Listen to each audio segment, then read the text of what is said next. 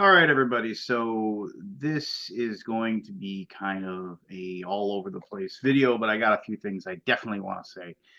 And I'm going to try to put timestamps maybe on here. I don't know. I mean, I probably will. Who knows? But this is going to deal with a lot of history of this channel. It's going to deal with, as I said, or as you probably saw in the things, kind of an apology of sorts. And I know that's clickbaity, and I hate that, and I'm sorry for that. But just deal with it, and then we'll get to my opinions on a few things, and cool, and we'll go from there. So, um, as you may or may not know, this YouTube channel has been around forever. It's been around for over a decade. I started this channel because I had a kid. Um, Literally, it was a situation where, and I apologize, a lot of this backstory stuff.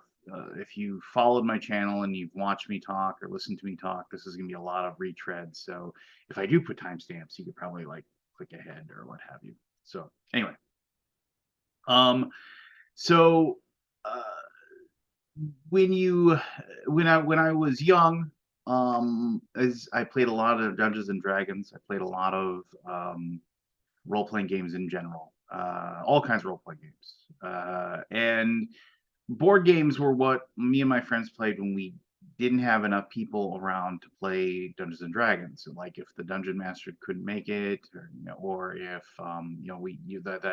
that DM plus three, if you didn't have that, so you didn't have that perfect number. All right, so let's play a board game. And we played a lot of different board games, but for the most part, it was Talisman. Occasionally things like Kings and things we played. Occasionally more uh, publicly digested board games like Monopoly and what have you would be played. Axis and Allies, Fortress America, stuff like that. Nothing what you would probably consider to be a designer board game or whatever. I mean, we'd see them like games like Catan. I mean, and Catan was like the one you saw all the time, but you'd see other games, a lot of war games, right? And those never really appealed to me. I didn't really get into war games until much, much later. But for the most part, that was what we saw, and so we'd play those when we didn't have enough. Or sometimes if like we had to end a D&D session and we still wanted to go, play because we didn't have wives, we didn't have children, we really didn't have a lot of commitments. Let's play Talisman, finish off the night and play an 8-hour game of Talisman. So, but what happened is you get old and you have a kid and you get married, which I've said, a lot of people go marriage house kids. Like my wife and I went kids house marriage. So I mean that's just how it worked. But anyway, when my daughter was born, she was born very premature. I think I've talked about this before, but you can see. You can't really tell. Yeah, you can't tell. But like I have tattoos of my son's footprints are like this big. He was a fully born, fully grown kid, and then my daughter over here, her feet are like this big because she was born and she weighed about 2.5 pounds when she was born. And she's perfectly fine. My daughter's amazing, and I love her to death. And I love both my kids to death. I love my wife to death. But regardless, but I ended up the first year of her life was kind of just constant going to the doctor, constant, checkups and check on her brain and check on her development and special types of food and helping her like certain ways to have her sleep and certain cognitive things that we had to constantly check for and train and all these things and yeah, I mean it was tough, but it was a labor of love. But one of the things is I didn't have a lot of spare time, and right around that time a lot of the guys that I played D&D with and who I still play D&D with were also just starting their families as well.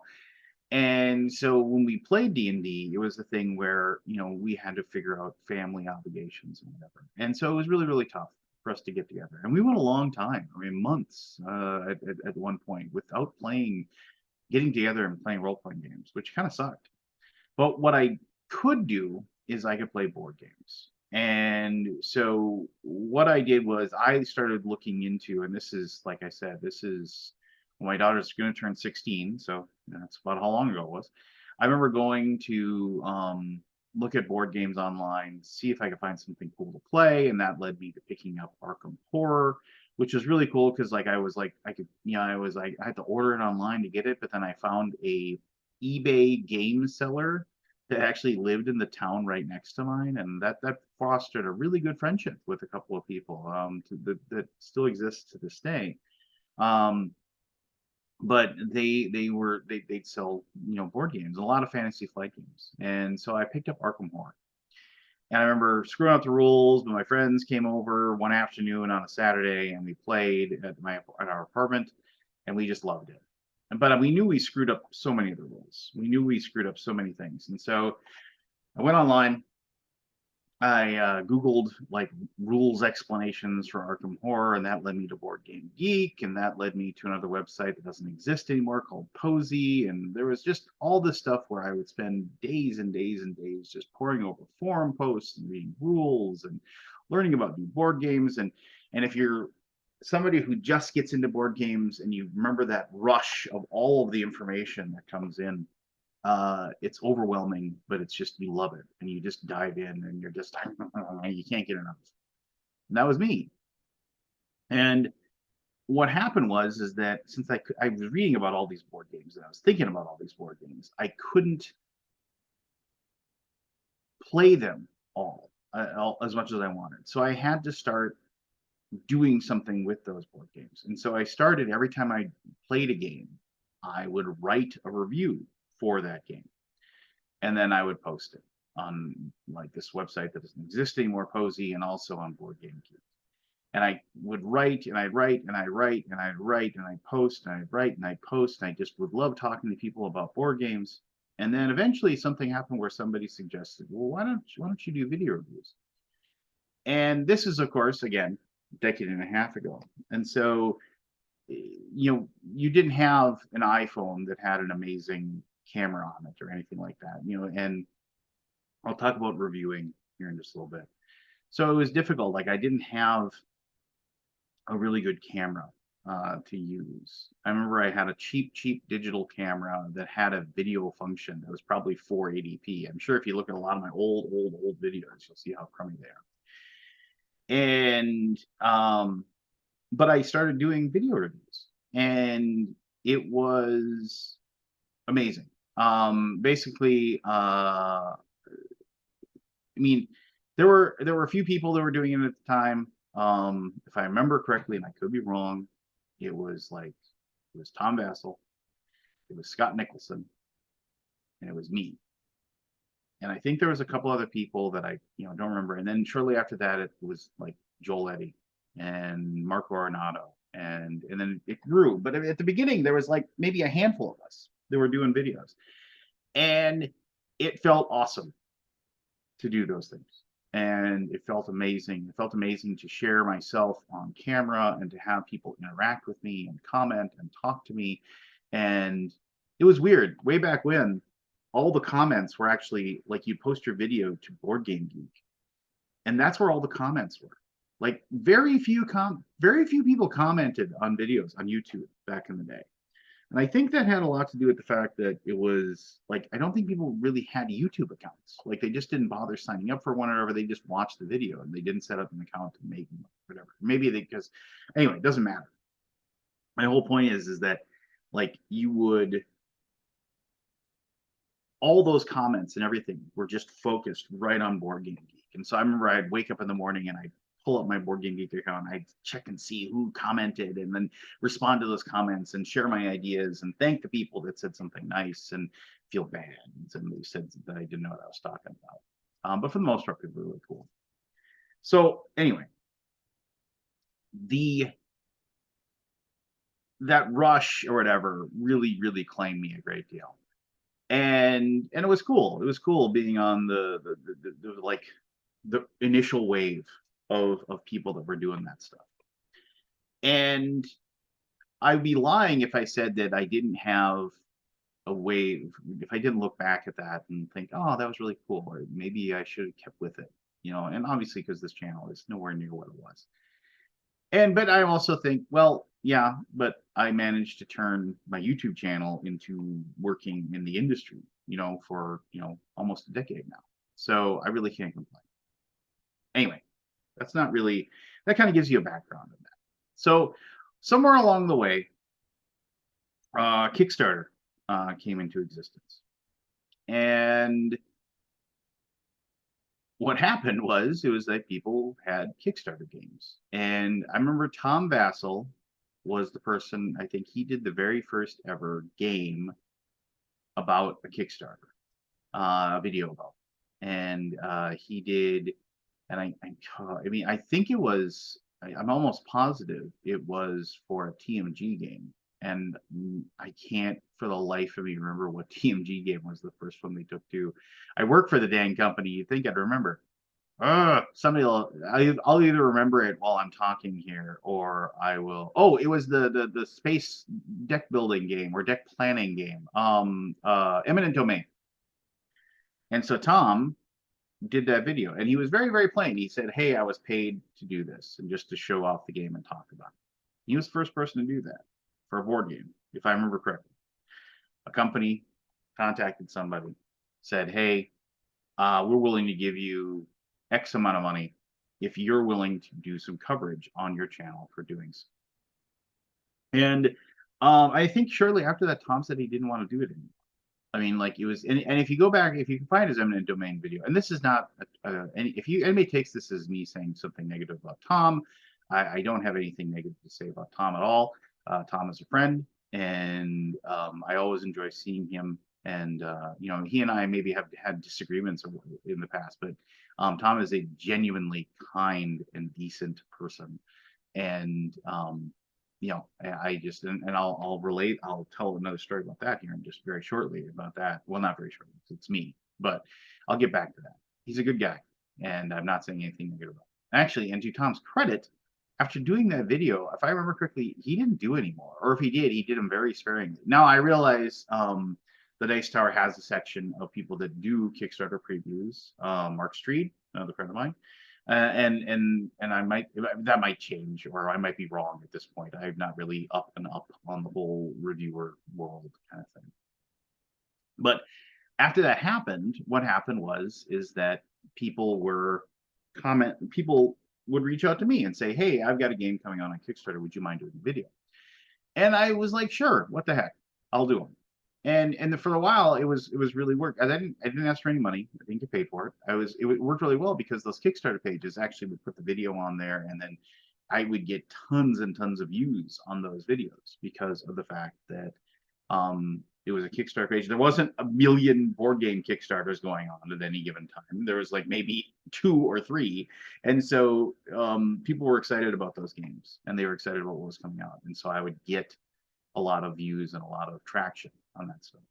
And that's actually really how I got my job at TMG, because I fostered a relationship with Michael Mendez, who ran TMG, and he had me do videos. He asked me, and like, so anyway, at some point I realized that I was getting all these requests to do these videos. And at some point I was like, this is really ridiculous. And I mean, I have to say no to a lot of games that I don't want to say no to. And there's a lot of people asking me to do this. And I mean, and at the time I said, people would ask me on those, it's like, if you don't like the game, will you not do a review? And I said, absolutely. I'm not going to sink your Kickstarter campaign, because again, reviews are subjective. If I just say, hey, this game sucks, and I take money out of somebody's pocket, that's kind of lame, And that's another thing about, should there be more negative reviews? And I'll do a video on that. Actually, I'd like to do, should there be more negative reviews, or what's the dynamics of a negative review, and how does that work? I will talk about that at some point else. Otherwise, this video is going to be hours and hours and hours. But eventually what happened is that I started asking for basically a token amount of money, like a very small amount of money. I think it was like $100 for my time and playing the game, playing a prototype of a game usually, which I'll be honest, man, playing a prototype of a game sucks. It's like you're dealing with a paper board and really thin. Go look at my old videos. I mean, a lot of times I'd have to print the things off myself and make the game to then you know actually play the game and then actually do the video, and that sucks. I mean, it was not good. And then I mean, that's another thing. I eventually said, hey, you have to send me a prototype. I'm not going to make the prototypes anymore. Anyway, so the weird thing is that I started asking for a token amount of money, and it wasn't a lot of money. I mean, it wasn't, I mean, it definitely was not unwelcome. If I could make a couple extra $100 a month, whatever, pay the utility bill or something like that, no big deal, right? And the thing is that in my head, I told myself, it's fine that I'm taking this money because if I don't like the game, I'm not going to take the money and I'm going to say, please find another review. However, that's me telling me that, hey, I'm cool with this. And I'm cool with the fact that I took this cash and I'm telling people this game's money. The outward look to that, to anybody out there, is either A, you can take me at my word and say that I wouldn't actually say nice things about a game that I didn't like, or it's something where you're going to say, that guy took $100 and so he could say this game's awesome. And it's a very easy impression to make, and a very valid one too. I'll say, if that's somebody's take on a video, it's fine. That's your opinion. Now, I mean, the person who made the video might have a completely different opinion and might say, you're wrong, I would never do that, but it's a completely valid thing. So what happened for me, and this is kind of where the apology is that I did a lot of those videos and I started doing more and I started doing more and I started doing more. And to my channel's detriment, that's pretty much all the videos I did. Basically, because I had so many requests to do them, I didn't really have time to put together a, my type of video, which is super long. I didn't have time to make a video for a game that I just played for fun. And the thing is that my channel actually, in my opinion, it grew worse and it grew stagnant and it wasn't good anymore. And to be honest, I'm glad I got the job within the industry because I was burnt out. I was burnt out at doing the videos. I was burnt out at making videos. I was burnt out on trying to do something with this channel. It wasn't fun anymore. And so when I started working for TMG, I still did the videos for a little while. But eventually they just petered out and I stopped doing them. But something really, really, really, well, it should have happened. Because here's the deal. At the time, YouTube did not really have the ability to click on the little button that said paid whatever, paid, this has been paid for. And what I should have done in those videos is I should have said, hey, such and such company asked me to take a look at this game. They have paid me for my time. However, I wouldn't do this video if I didn't like it. But I wanted to let you know that so you can take that into account while you listen to me talk about my opinion about this. I should have done that, but I didn't because I don't know why. Probably because I thought maybe people would think I was a shill. People would think that maybe I thought there was none of your business. It was like, it was like I had some sort of self-aggrandization mind that like, oh, it's just, in the video game world, it's so commonplace that people are paid for their reviews and stuff. Why should this be any different? All kinds of stuff like that rattled through my brain. I justified things. And eventually what happened is that there was a kerfuffle about a game that I did a video for that had nothing to do with me. But as people were going after the publisher, it came out that I had been paid for my opinion. And boom, even though and I should say I wasn't paid for my opinion. I was paid for my video of my opinion about the game that was fun, and only the game was fun. But because I hadn't said that little thing before those videos, people then said he's hiding something. He's hiding it, and he's he's a piece of shit, and he's been lying to us all these years. And I'll tell you right now, as I said before, that is a completely valid take on what I was doing. Now, my opinion and I shouldn't say my opinion. My stance is still this, is that I never did a video for a game that I didn't enjoy. And I stand by that. But I let down a lot of people that probably had me. They didn't want their trust in me to be made murky by me just making that ridiculous decision not to just be upfront about what was going on. The people that were going to say he's a shill, if I said that in the video, we're going to leave and they're going to say you're a shill. I don't want to. But the people that were on the edge saying, you know what, I'll listen to his opinion here, and I want to know what he has to say for himself. If I had just said that, they would have said, hey, he was upfront about it, and he gave me the chance to like make up my own mind instead of like, hey, what do you got to say for yourself? We found out this about you. And that was a really crummy period of my life, actually. I've said repeatedly that this channel is the one thing in my life that I have created completely by myself. It was made by me. It was started by me. I definitely have had help along the way. I've had people that have partnered up with me and what have you. But this is my creation. When I am dirt in the ground, theoretically these videos will exist, and my children and my children's children and my children's children's children will be able to see these videos and be able to say, well, who was this guy? And what stinks is that as great and as awesome as I feel that those things exist, that I've done those things, and I'm proud of them, I have to also take it on the chin for the things that I screwed up and for the things that I didn't do. And I'm sorry. And that's kind of where the apology is. I'm completely and totally sorry that, all those years ago. And I never did a video like this. And I don't know why I didn't do that either. Maybe because I just didn't want to open myself up to the abuse and what have you.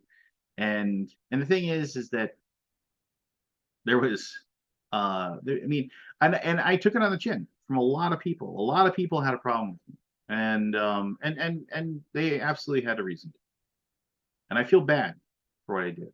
I do feel bad that I wasn't upfront. I wasn't completely honest. Now, is it a big deal now? No, not really. I mean, I worked at TMG for many, many years. Now I've been working at Gray Fox Games for many, many years. I'm enjoying my life. I'm enjoying creating board games. I'm enjoying working on board games. It's something that my life is really good. My life's awesome. And, but I mean, when you let people down, even if it's anonymous people on the internet, I just kind of feel like you have to say something, and you have to say, I screwed up, and I'm sorry I screwed up. And I mean, there was and I'm not, please don't go track this down. I don't even know why I'm saying this, because I know some of you will, but there was a thread on Board Game Geek that was pages upon pages upon pages upon pages of people saying that I was a piece of shit. And because I just couldn't not go and read it every day, I went and read it every day. And I read people just saying I was a piece of shit every day. And I mean, it hurt.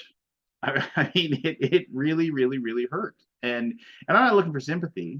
I mean, and I don't deserve sympathy for that. I earned every feeling that I got from that thread. I earned it all. And the thing is that I it made me really, really think about what I was doing with my channel. And it made me really, really think about how I could be better and how I should try to be better. And I did. And and ever since the very beginning, I've always said I'm never going to let this channel die. Even if it's just me doing the album boom every week, even if it's just me throwing out a video once every 2-3 months, I'm not going to let it die. Because the idea is that when I'm retired and got 3 marbles rolling around in my brain, is that I will have the time to just kind of do more stuff like this. Just give you my thoughts on whatever's going on in my life, in the board gaming world, in the role playing gaming world, in the world. And I'll share it because sometimes you just get the feeling to do that. And that's what I plan on doing. So, the Tom Vassell thing.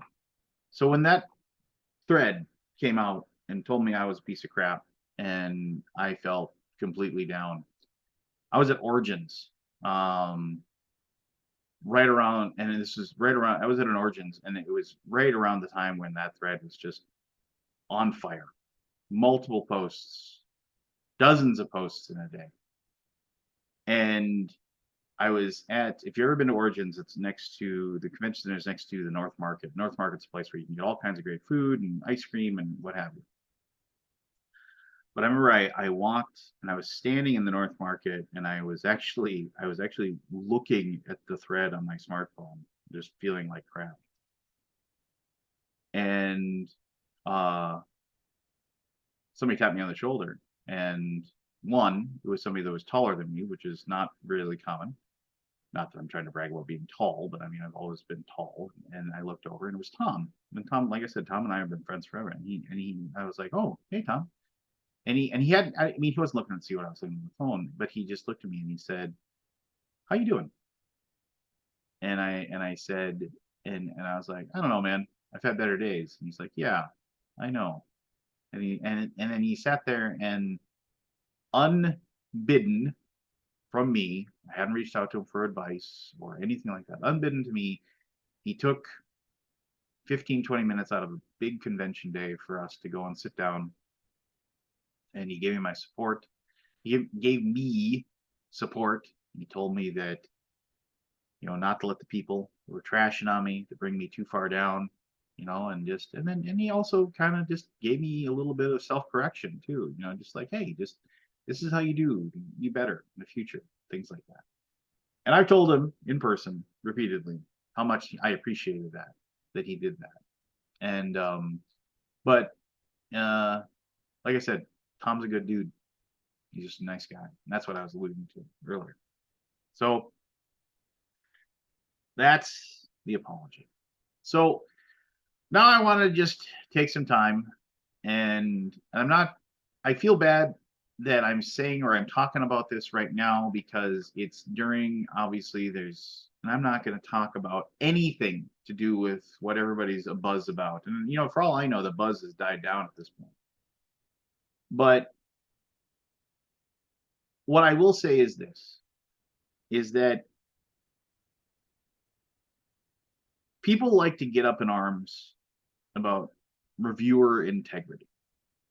And I'm all, I mean, and whatever opinion you have about whatever's channel or whoever's channel or whatever's channel, it's completely valid that you have that opinion about that person's channel. You've digested the information that you wanted to digest.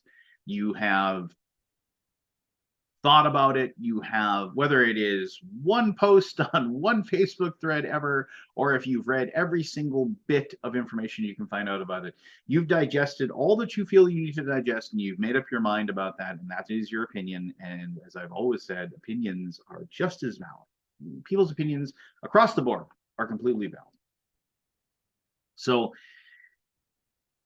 I have always felt, especially after my kerfuffle, that if you as if you're going to have a channel and if you're going to put yourself out there and if you're going to put yourself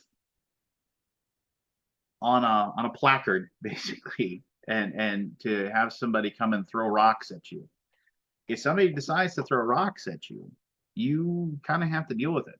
Now you can say you can throw rocks back, you can ignore it, you can go about your life, but you've earned it. You've earned it by being willing to put yourself out on that placard to the stocks, the pillory, whatever you want to call it.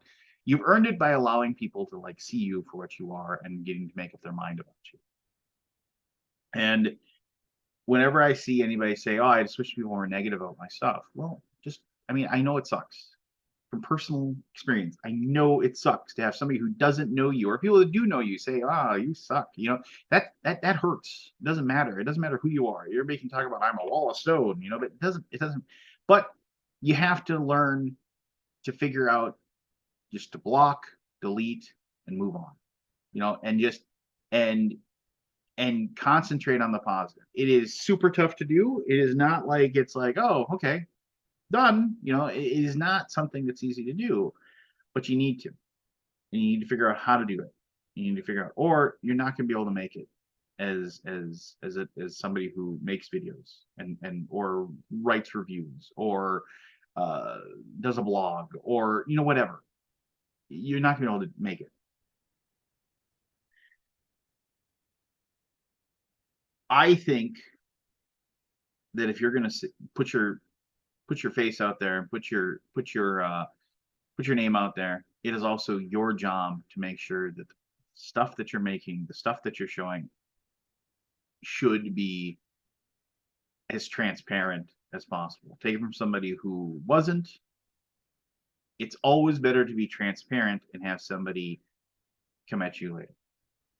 I don't care what form of media you're digesting, and I don't care about what they're talking about, whether it's electronics or video games or role playing games or board games or furniture or restaurants or whatever.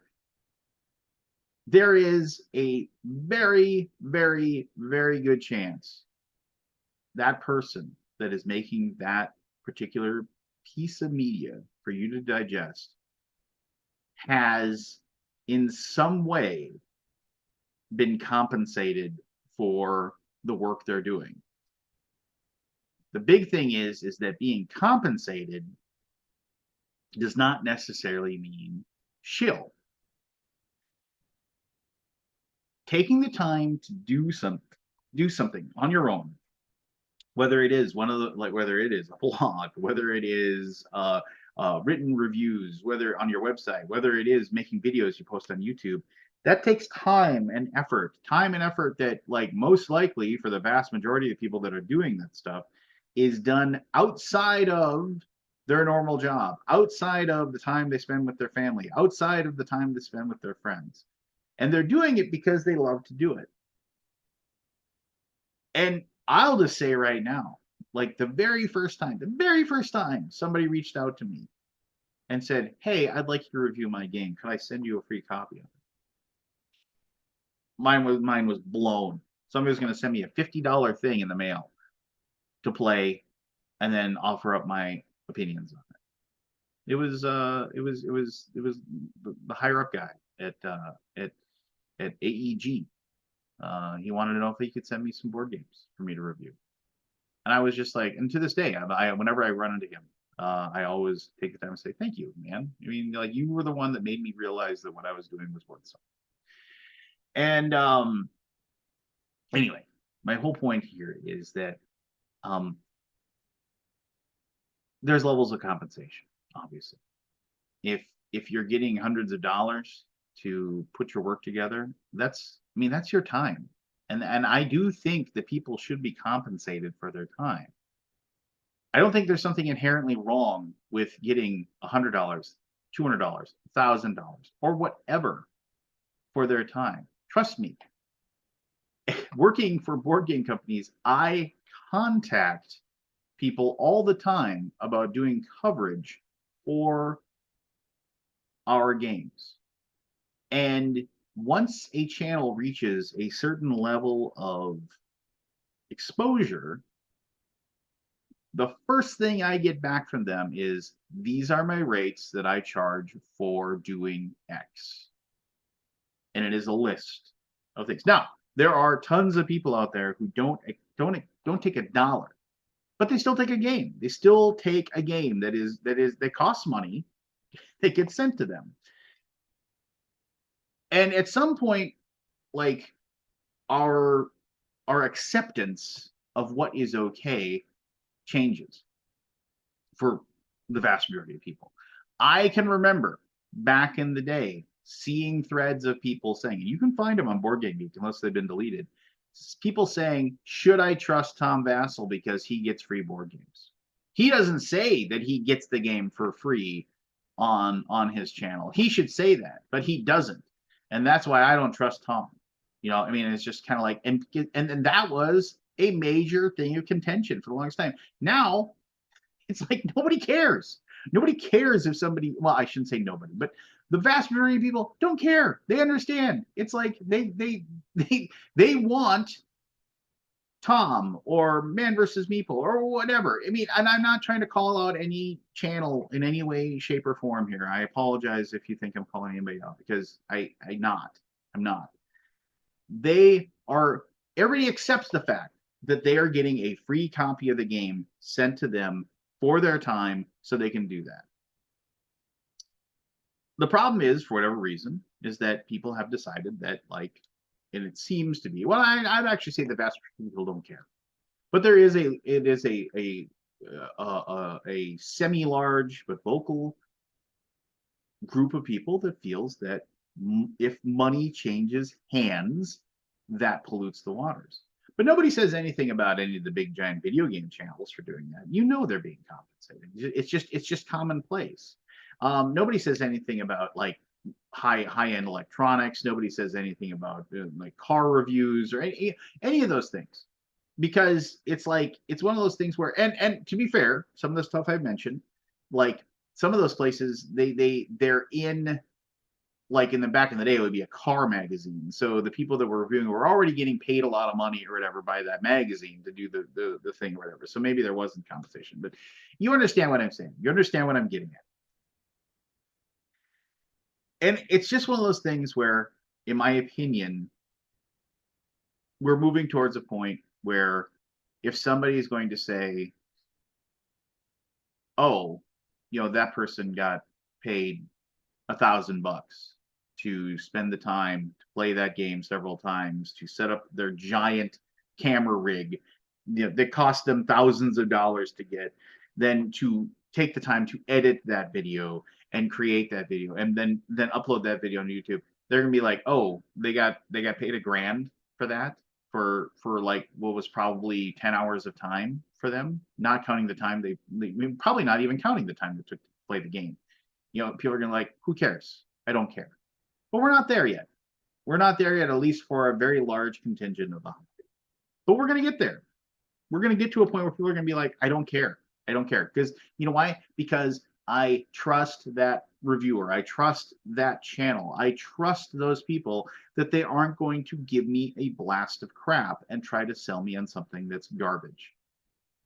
And that's where I think we're going, but we're just not there yet.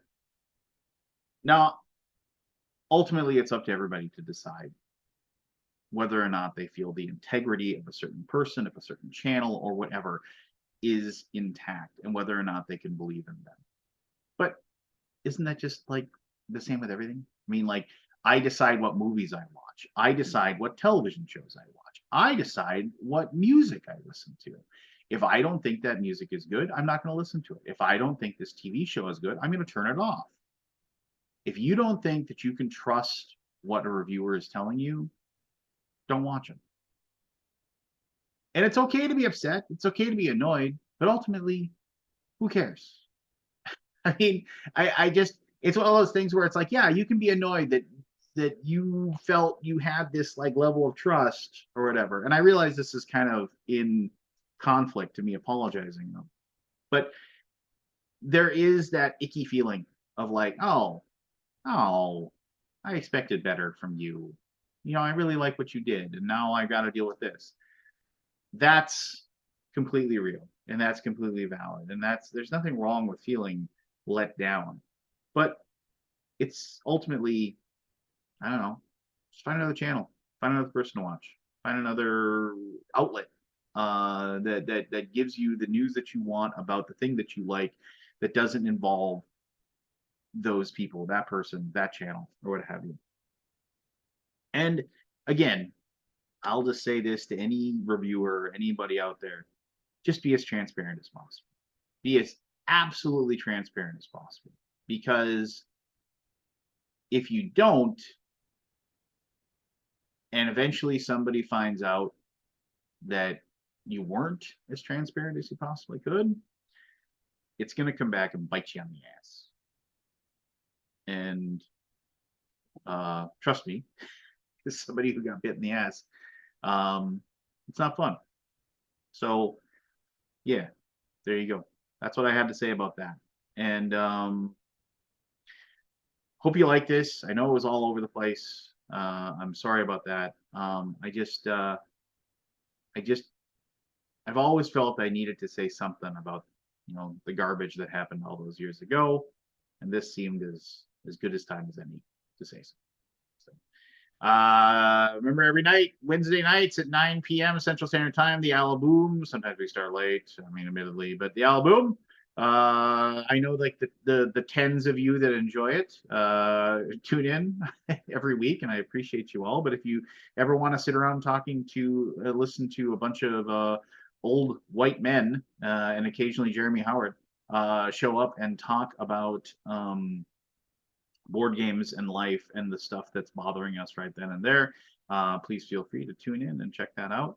And yeah, I mean, I always say, I plan on doing more of these things. I plan on doing some RPG reviews. I plan on talking about RPGs in general, because I just really like talking about that stuff. And so look forward to that too. I will be doing that. But take care of yourself, as always. Be the best version of you that you possibly can be. That's all the universe can ask out of you, is just be the best version of you that you can be, because there is nobody else in existence that can do that but you. So take care. Take care of yourself, and we'll talk to you again soon.